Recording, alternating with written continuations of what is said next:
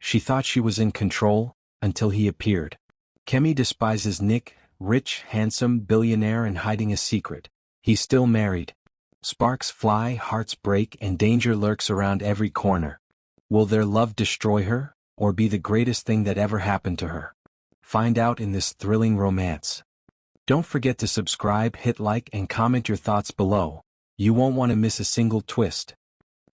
The lobby of the Sovereign Hotel glistened like it had been polished with gold dust. Crystal chandeliers threw shards of light across the marble floors, and the faint scent of jasmine lingered in the air, an expensive smell, one that screamed luxury. Kemi Johnson adjusted the collar of her navy blue blazer, forcing her breathing to stay steady. She hated mornings like this. VIP mornings. It meant dealing with rich men who believed the world should rearrange itself because they had an expensive watch and a last name people recognized. Her phone buzzed in her hand. "Tolu, he's here. Don't make that face." Kemi rolled her eyes. Too late. She straightened her blazer, glanced at her reflection in the polished elevator doors, and stepped forward just as the concierge gestured toward a tall man entering through the sliding glass doors. Nicholas Harrington. Even from across the lobby he was striking. His presence hit first, tall, broad-shouldered, the kind of man who seemed to take up more space than anyone else in the room. His suit was perfectly tailored, charcoal gray, expensive enough that it didn't need a brand name splashed across it. His blonde hair was slightly tousled, like he'd just stepped off a private jet and didn't care about smoothing it down. And those eyes, cool gray, sharp, scanning the room with quiet authority. Kemi's stomach tightened. Oh, perfect. Another one who thinks Legos should bow at his feet. She put on her best professional smile and approached him, clipboard in hand. "Mr. Harrington," she said smoothly. "Welcome to the Sovereign. I'm Kemi Johnson, your event liaison during your stay. I'll be making sure your schedule runs smoothly." He barely glanced at her. "Good. I have a meeting in an hour. Tell your staff to bring the car around. And I need the suite cleared of any unnecessary decorations. I don't like clutter." Kemi blinked. That was it? No greeting, no thank you, no acknowledgement that she'd just rearranged half her morning to meet him. She forced her professional tone to hold. "Of course. I'll make sure it's done right away." He nodded once, already checking his phone, his attention elsewhere. Kemi's jaw tightened as she turned to walk back to the front desk. Under her breath, barely loud enough for herself, she muttered, "Rich brat." What was that? His voice was like a low cut of steel, calm, dangerous, and it stopped her in her tracks. Kemi froze, heat creeping up her neck. She turned back slowly, pasting on a polite smile. "Nothing, sir. Just confirming your request." But Nicholas Harrington wasn't fooled. A faint smirk played at the corner of his lips, the first real expression he'd shown since he walked in. "You don't like me." It wasn't a question. Kemi's throat went dry. "I don't know you well enough to like or dislike you." "Interesting," he said, tucking his phone into his pocket and giving her his full attention for the first time. "Because you sound like you've already made up your mind." Her spine stiffened. "My mind is on making sure the gala runs perfectly, Mr. Harrington. Nothing more." He studied her for a moment, those stormy eyes cool and unreadable, then shrugged and walked past her toward the elevators. But Kemi felt his gaze linger a second too long before he disappeared inside. "Girl, you look like you just had a staring contest with a lion," Tolu whispered, appearing at her side. Kemi let out a breath she hadn't realized she was holding. "He is impossible. He barely looked at me. He just barked orders like I'm his assistant." Tolu grinned. "Well, technically for the next 3 days you are his assistant. At least you got a nice view while he was being rude." Kemi shot her a look. "He's not that fine." But even as she said it, her mind betrayed her, flashing back to the way his suit fit like it was molded to him, the quiet confidence in his walk. She shook her head. "Nope. Not my type. He's exactly the kind of man I promised myself I'd stay away from." The rest of the morning passed in a flurry of tasks, rearranging the suite, confirming transport, coordinating with the kitchen staff. Kemi kept telling herself she didn't care if Nicholas Harrington appreciated her efforts or not. But when she went up to the suite with the final schedule for the day, she found him standing by the floor-to-ceiling windows, jacket off, shirt sleeves rolled up, his tie loosened. He turned when she entered. "You work fast." She blinked at him. "Excuse me?" "The suite," he said, gesturing around. Exactly how I like it. Efficient. Was that a compliment? Thank you, she said, surprised by the flicker of warmth in his tone. He walked closer, stopping just in front of her. I like people who get things done. You might actually survive this weekend. Kemi tilted her head. Survive? The gala, he said simply, slipping his watch back onto his wrist. It's a mess every year. Drama, politics, investors stabbing each other in the back. Sometimes literally. He looked at her then, really looked, and for the first time there was something almost human in his expression. Try not to get caught in the crossfire, Miss Johnson.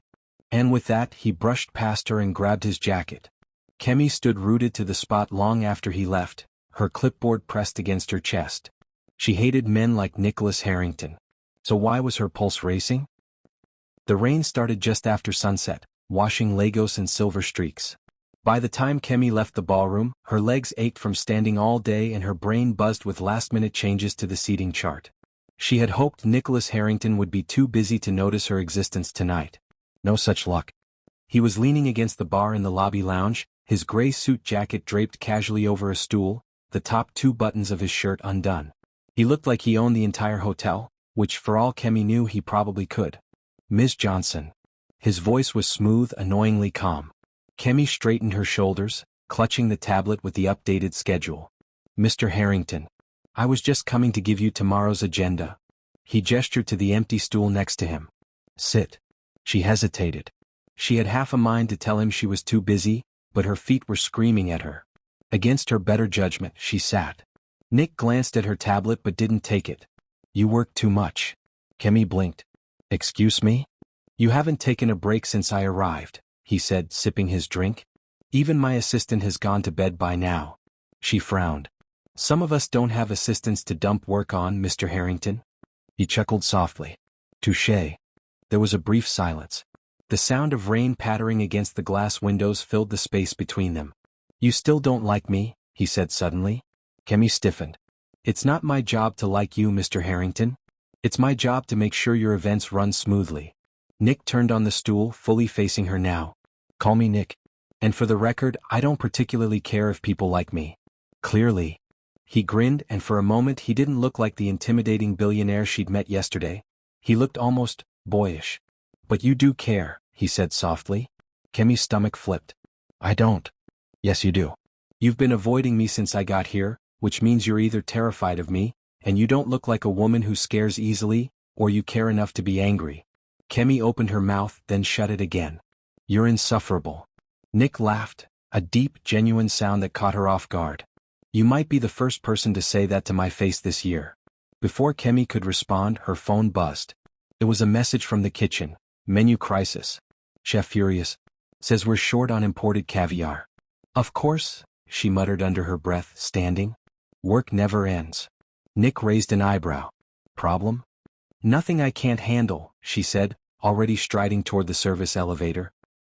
The kitchen was chaos when she arrived. Chef barking orders, staff running back and forth. Kemi jumped in, calming everyone down, arranging substitutions and smoothing over the chef's temper. When she finally stepped out into the hallway, she nearly jumped. Nick was leaning against the wall, watching her. What are you doing here? She demanded. You disappeared, he said casually. I wanted to see if you'd survived the so-called crisis. Kemi folded her arms. Why would you care? Because, Nick said, stepping closer, I've been to enough galas to know they're usually one broken appetizer tray away from disaster. And because you looked ready to collapse back there. Kemi hated that his words made her chest warm. I'm fine. This is my job. He studied her face for a moment. You're very good at it. It was such a simple statement, but it caught her off guard. Thank you, she said quietly. Nick smiled, a softer one this time. Come on, he said, nodding toward the staff exit. I'm taking you to get something to eat that doesn't come from a hotel kitchen. She blinked. What? No. I still have. Your phone is already buzzing with tomorrow's schedule, isn't it? He interrupted, nodding toward her hand. Take an hour off. If you're this good exhausted, I want to see what you're like when you're not running on fumes. Kemi hesitated. Every sensible bone in her body told her to refuse. But she found herself following him out into the rain. The restaurant was a quiet rooftop bar overlooking the city, with fairy lights strung across the open terrace. The rain had slowed to a drizzle and the air smelled like wet earth. Nick ordered for them both without asking, which normally would have annoyed Kemi, but somehow tonight, it felt strangely intimate. They talked, really talked, for the first time. About Lagos traffic, about the ridiculous demands of investors, about the best street suya vendors. "You don't sound like a billionaire right now," Kemi said at one point, surprised at how easy he was to talk to. Nick smirked. "And you don't sound like a woman who hates my guts." "I don't hate you," she said reluctantly. "That's progress." They shared a laugh, and for a fleeting second, Kemi forgot who he was, forgot the power imbalance, the danger of getting close. But when they stepped outside and the drizzle turned into steady rain, Nick reached out and tucked a curl behind her ear, his fingers brushing her skin. The world seemed to pause. "Kemi," he said softly. Her breath caught. "This is a bad idea." "Probably," he murmured. And then he kissed her. It wasn't soft, it was firm, certain, almost claiming. The rain soaked through her blazer, his hand cupped her jaw, and for one dizzying moment, Kemi let herself melt into it. When she finally pulled back, she was breathless. "This doesn't change anything," she said, her voice shaking. Nick's gray eyes searched hers. "Doesn't it?" She didn't answer. She couldn't. Because deep down she already knew he was right. The ocean breeze was warm, salty, and too perfect, the kind of weather that made everything feel like a dream. Kemi lay on the soft lounge chair of Nick's private beach house, the sunlight painting her deep brown skin gold. She couldn't remember the last time she felt this calm. Nick was inside making drinks. She could hear him humming to himself, something soft, something that didn't fit the powerful, intimidating CEO she'd met 2 weeks ago. She smiled despite herself. It was insane how quickly she'd let her walls come down. She told herself 100 times she didn't trust him, that she would keep this strictly professional. But after that kiss in the rain, there had been no going back. Nick made her laugh. He made her feel seen. And last night, for the first time, she let him in completely, every guard, every defense stripped away. Her phone buzzed. Kemi lazily reached for it, expecting a message from Tolu asking for details about her mysterious weekend getaway. Instead, the notification made her blood run cold. Breaking news: Nicholas Harrington divorce proceedings delayed. Wife refuses settlement. Kemi sat up, heart hammering. She opened the article, scanning quickly. Despite earlier reports of an amicable separation, Nicholas Harrington and his wife, Evelyn, have yet to finalize their divorce.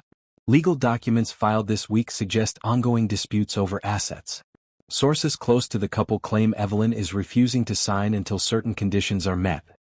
The words blurred as Kemi's pulse roared in her ears. She barely noticed when the sliding door opened. "Drinks?" Nick said cheerfully, carrying 2 glasses. He froze when he saw her face. "What's wrong?" Kemi held up her phone. "Is this true?" Nick's expression changed instantly, gone was the easy smile. "Kemi? Answer me." Her voice cracked, louder than she meant. Nick set the glasses down carefully. "Yes. The divorce isn't final yet." Kemi stood so quickly her chair toppled over. "You told me you were separated." "I am separated," Nick said quickly. "We haven't lived together in over a year." "But you didn't tell me you were still legally married." "Kemi, listen." The sharp sound of heels clicking on wood interrupted him. Both of them turned as a tall, elegant woman stepped onto the deck. Evelyn Harrington. She was everything Kemi was not: fair-haired, pale-skinned, wrapped in a cream-colored silk dress that probably cost more than Kemi's entire yearly wardrobe. Her lips curled into a cold, amused smile. "Well," Evelyn said smoothly, her British accent cutting like glass, "this must be the little project that's been keeping you busy, Nicholas." Kemi's stomach nodded. "Who are you?" "Oh, darling," Evelyn said sweetly, "I'm the wife. Still the wife, though clearly my husband forgot to mention that part to you." Nick stepped forward, his jaw tight. "Evelyn, leave."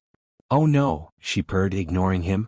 "Not before I have a word with the girl risking her career for a man who still belongs to someone else." Kemi's chest constricted. "This isn't what you think." "Oh, I know exactly what it is," Evelyn cut in, her voice sharp now. "And if you think people won't be interested to know that the face of this year's investor gala is sleeping with a married man, you're more naive than I thought." Kemi's mouth went dry. "Are you threatening me?" "I'm warning you," Evelyn said coolly. "End this or I'll make sure your name is dragged through every social circle, every publication, every whisper network in Lagos. You'll be the girl who slept her way up, the girl who ruined a marriage. Even if it's not true, it won't matter. Perception is everything."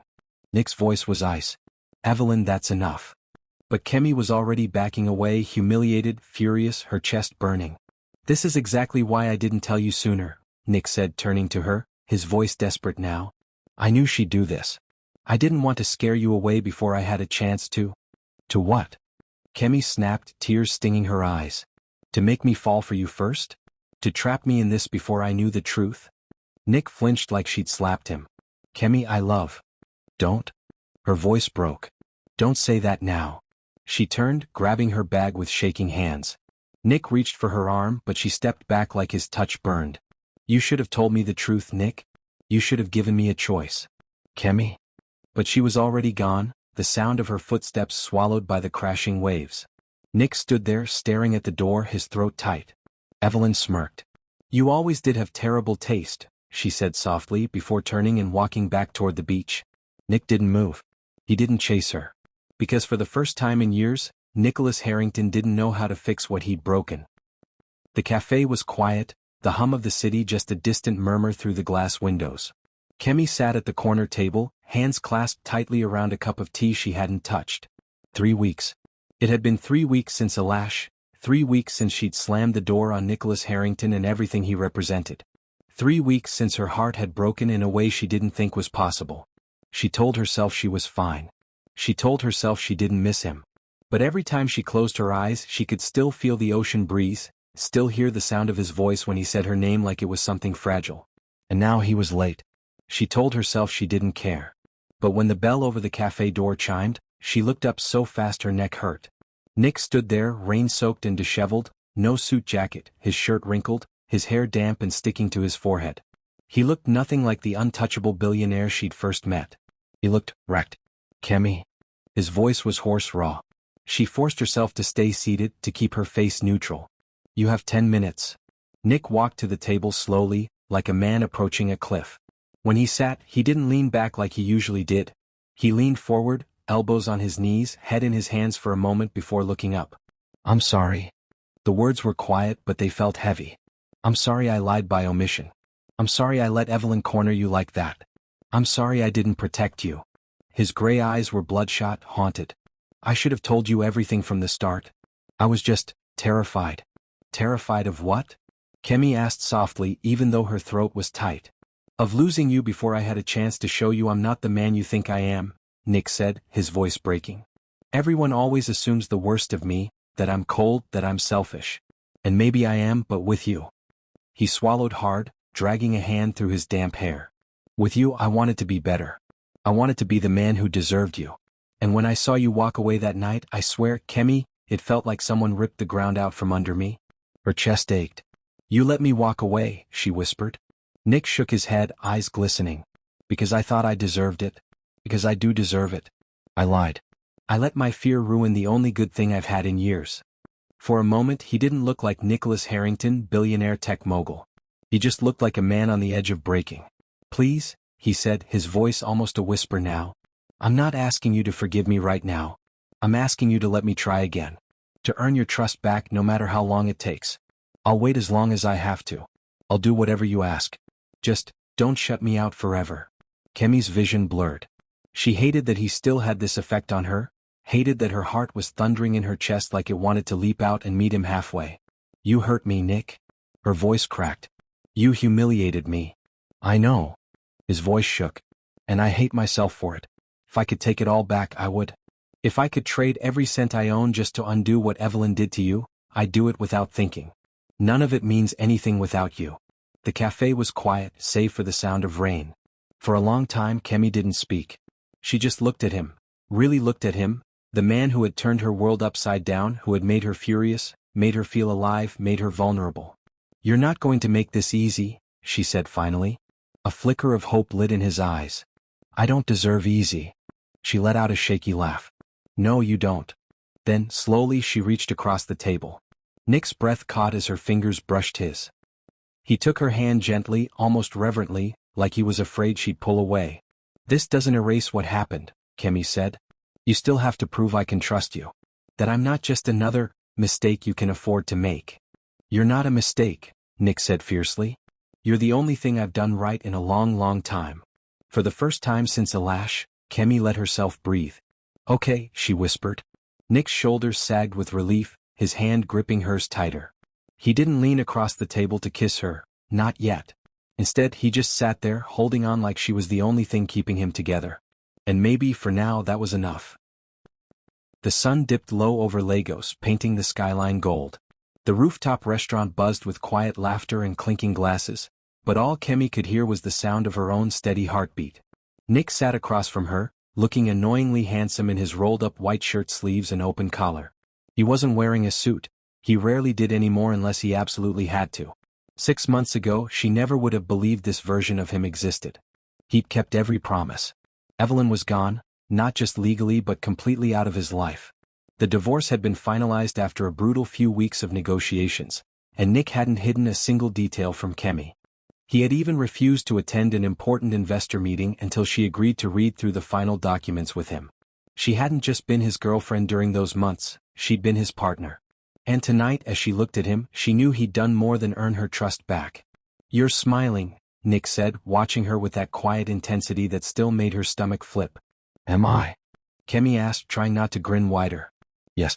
"Which means you're either plotting something or you're finally admitting you like being here with me." She laughed, shaking her head. "I wouldn't be here if I didn't." Nick leaned back, studying her like she was the most important deal he'd ever closed.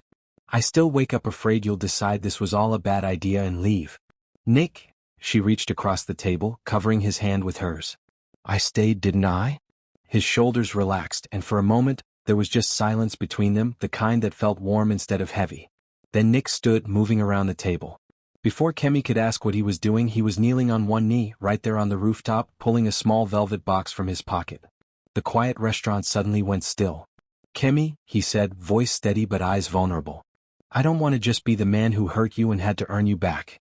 I want to be the man who keeps earning you every single day for the rest of our lives." He opened the box. Inside was a simple, elegant diamond ring that caught the last light of the sunset. "Marry me." Kemi's heart skipped. Not because she was surprised, but because she realized she'd been waiting for this moment without even knowing it. "Yes," she whispered, then louder, smiling through tears. "Yes." Nick stood, pulling her into his arms, holding her like he'd never let go. And this time, Kemi knew she wasn't walking away.